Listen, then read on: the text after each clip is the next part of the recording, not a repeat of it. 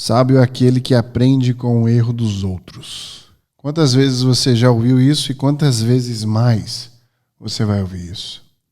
É uma frase que sempre ocorre quando a gente exemplifica erros que aconteceram e que a gente tem que aprender com a nossa própria experiência. Portanto, sabedoria seria aprender sem precisar errar. Eu tenho um contraponto sobre isso porque eu acho que viver é errar. E nessa de viver e errar, a gente pode experimentar o erro, aprendendo com ele, a gente cresce de uma maneira saborosa, eu diria. É óbvio que a dor não dá esse sabor à vida, mas ela te torna muito mais sólido, muito mais sábio, inclusive. Só que a percepção sobre a dor pode ser transferida.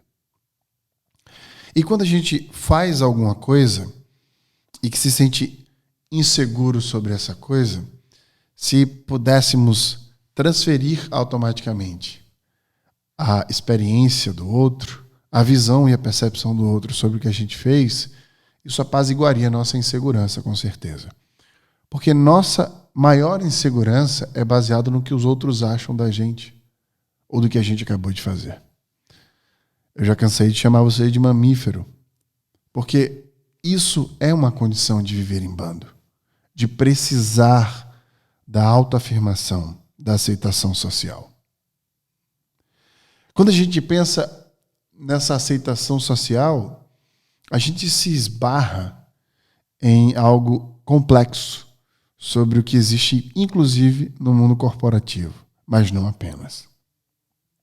A gente não precisa aprender com os nossos erros apenas. A gente pode aprender com nossos acertos. A gente pode aprender com a visão do outro sobre o que a gente faz. Receber a visão do outro sobre o que fazemos pode ser uma faca de dois gumes.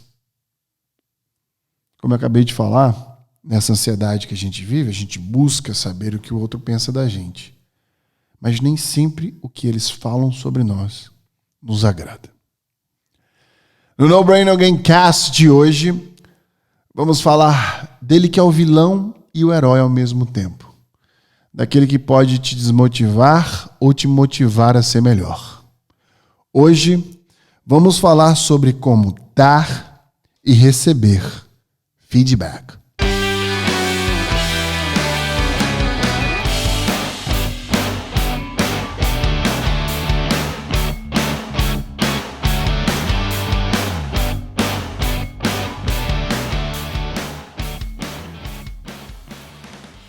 Quando eu falei que ele era uma faca de dois gumes, é exatamente por isso, né? Porque a gente, ao mesmo tempo que vive buscando receber feedback, a gente vive com medo do que vem por aí.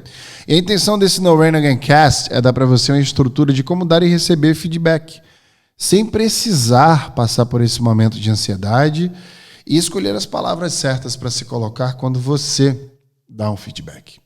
E para a gente começar a falar sobre feedback, vamos fazer o que eu mais gosto de fazer na vida. Vamos desconstruir o feedback. Então, o que seria o feedback? Por que ele existe? Vamos tratar aqui numa desconstrução. O feedback, ele é incentivado e ele existe para te dar este parâmetro, né? Para te colocar na linha, para te dizer se você está mais à frente, mais atrás, está dentro do esperado. Então, o feedback é um termômetro. Se a gente pudesse colocar de uma maneira metafórica, talvez, para mim, o feedback ele estaria entre uma bússola e um termômetro. À medida que ele te direciona, ele vai te medindo. E dentro dessa bússola e desse termômetro, muitas vezes, pode ser que a forma que a gente receba ele não nos agrade ao ponto da gente não escutar o que estava dentro daquele feedback. É óbvio que muitas vezes o feedback ele vem mais como uma agulhada ou falta conhecimento da pessoa mesmo, que às vezes tem boa intenção de te dar um feedback, mas não sabe o que está acontecendo e te dá um feedback por te dar. E vem o terceiro tipo de feedback, que é aquele feedback que não é nada com porra nenhuma, que você não entendeu o que aconteceu ali.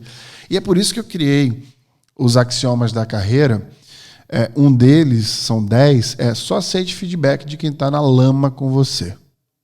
Para os mais íntimos, de quem está na merda com você, né? E dentro dessa aceitação de feedback, é importante, porque às vezes você fica aceitando feedback de quem não está sabendo do que você está fazendo direito e fica querendo abraçar o mundo, agradar as pessoas e acaba não entregando o resultado. E acaba sendo o que as pessoas esperam de você e não você mesmo. E o mais importante do feedback não é você mudar o que você faz, o que você fala ou como você faz. É filtrar, peneirar, extrair as melhores coisas, as melhores partículas do feedback e ter a maturidade de ver o que faz sentido e o que não faz. Então o feedback, ele existe para te direcionar e te medir.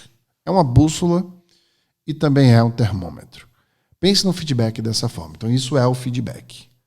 Agora, como a gente faz para dar feedback? Primeira dica, tem que ser fast feedback. O que é o fast feedback? Aconteceu algum problema, ou a pessoa deu um resultado que te agradou, dá o feedback na hora, o mais rápido possível, não espera.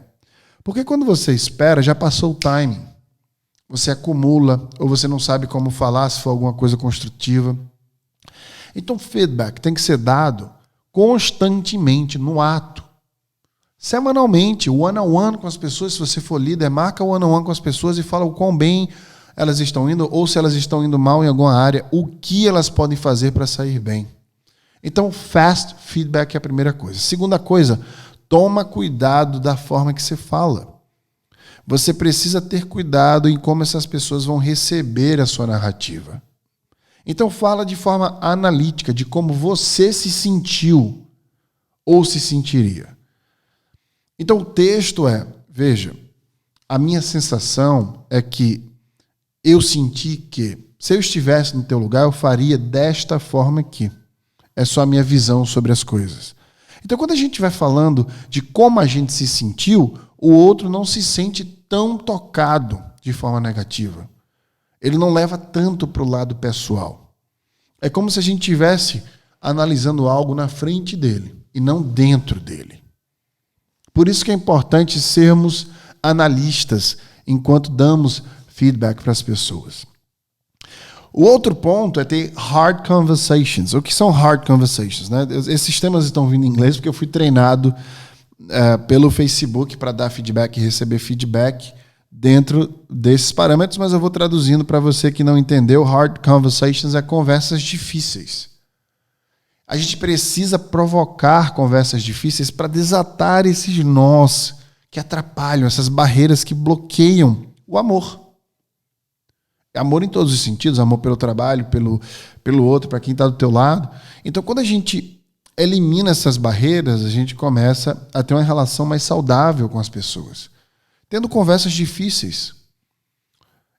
Tem uma frase que eu adoro, né, que é endereçando o elefante na sala ou na mesa. Né? Em inglês é na sala, no caso. Endereçando o elefante na sala. Vamos endereçar o elefante na sala. Então, quando a gente resolve o elefante da sala, né, tendo essas conversas difíceis, fica mais fácil. Então, você abre um canal com a pessoa para que ela também faça o mesmo com você. Imagina que maravilhoso você ter uma relação aberta o suficiente para as pessoas apontarem onde você pode e consegue melhorar e como. E aí já entra no próximo tópico. Não fale para as pessoas que elas devem melhorar. Aponte como elas podem melhorar. O que você faria se estivesse no lugar delas? Essa dica é essencial. Você falar como se fosse você. Olha, eu no teu lugar, eu apresentaria dessa forma, desse jeito. Muitos psicólogos, em artigos publicados, sugerem que você elogie partes do trabalho da pessoa antes de fazer uma crítica. Ou seja, é como se você preparasse o sentimento da pessoa para que ela não saísse da sala com a sensação de que ela faz tudo errado. Eu lembro muito bem de um exemplo que me deram, que uma pessoa era chamada para uma reunião e não sabia se ia ser demitida ou promovida. Falta de visibilidade do trabalho. A gente tem que mudar isso, a gente está lidando com pessoas. Os mesmos medos e ansiedade que você tem, todo mundo tem. Facilite a vida de alguém. Dê visibilidade para a pessoa através desses feedbacks. Agora, como receber o feedback? Do mesmo jeito que você preparou para dar, você precisa receber o feedback sem criticá-lo. Sabe por quê? Se a pessoa fica te falando as coisas que não faz sentido para você, se você fala para a pessoa que não faz sentido, que rebate, ela vai primeiro achar que você não está entendendo, ouvindo ela. Segundo, ela vai achar que você não vai mudar aquilo. Às vezes você nem precisa mudar, né? Mas ela não pode sair daquela sala com essa sensação de que você não deu ouvidos para ela.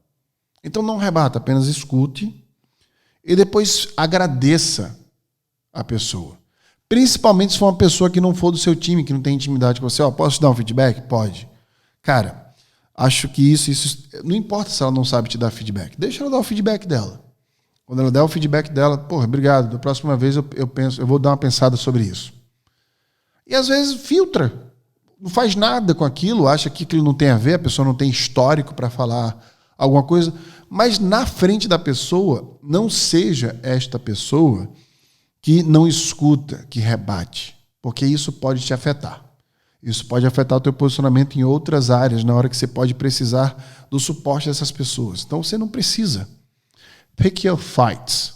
Essa frase é maravilhosa. Escolha as suas lutas. Se você ficar o tempo inteiro lutando com tudo, quando a pessoa dá um feedback, fala, não, peraí, antes de você me dar um feedback, deixa eu te ensinar como é que se dá feedback. Não faça isso. Pick your battles. Pegue suas batalhas. Deixa ela dar feedback, filtre depois. Lembre-se do jargão maior. Só aceite feedback de quem está na lama com você. Se ela não estiver entendendo o que você está fazendo, deixa ela dar o feedback. Penere o que faz sentido para você e o que não faz. Ter feedback, escutar feedback, faz parte do processo corporativo. As pessoas precisam falar, desabafar sobre o que elas sentiram. Muitas vezes, dentro daquela forma imperfeita de dar o feedback, você pode achar algo de valor. Então, escute elas. Com mais intimidade e tempo, você pode ajudá-la a te dar visibilidade do teu trabalho, dando um feedback melhor. Então, não há forma melhor, na minha visão, de receber feedback do que apenas escutar. Óbvio que quando eu tenho intimidade com as pessoas, que eu quero crescer junto com elas, eu rebato muitas vezes. Mas até para rebater você precisa se posicionar. Então, quando a gente se posiciona, quando alguém fala algum feedback que você não concorda, a gente precisa se posicionar dizendo, olha, não vejo dessa forma. Deixa eu te explicar, deixa eu te dar um contexto. Aí é diferente, porque você está contextualizando uma pessoa que você tem intimidade. Talvez aquele feedback que ela esteja te dando é sem esse contexto, e com o contexto ela pode entender você. Isso não invalida a visão dela, não invalida o que ela sentiu, mas dá uma perspectiva nova. Muitas vezes, você quer dar o contexto antes do feedback, ou interrompe a pessoa antes dela começar a falar. Eu faço isso, não acho isso assertivo. Eu estou me treinando, inclusive, para dar o contexto depois. Então, escute e, se valer a pena, depois, contextualize a pessoa. Fica parecendo mais que você está dando perspectiva a ela do que dando desculpa.